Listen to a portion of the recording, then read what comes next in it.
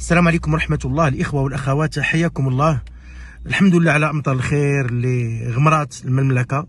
أنا فقط عندي رسالة بغيت نوصلها للسيد رئيس الحكومة سي عزيز أخنوش، بحكم كان مسؤول على قطاع الفلاحة لسنوات، وكانت هذه الوزارة لصيقة به، والآن رئيس حكومة، وفي عهده كيتباع الجزر اللي هو الخيزو كيتباع ب 10 دراهم الكيلو، ماشي في السوق يعني كما نقولوا في مارشي غالي ولا في حي راقي.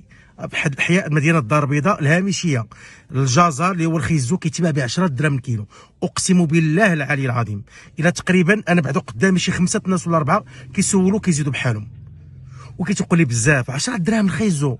انا شخصيا ملي كنت صغير وحتى ملي كبرنا كنا كنعرفوا مثلا المطيشه في رمضان كتقدر توصل الثمن وصلت ل 20 درهم. علاش؟ ان الظرفيه ديال رمضان تكون على الاقبال، مي داباش من اقبال على الخيزو، ما فهمتش 10 دراهم الكيلو.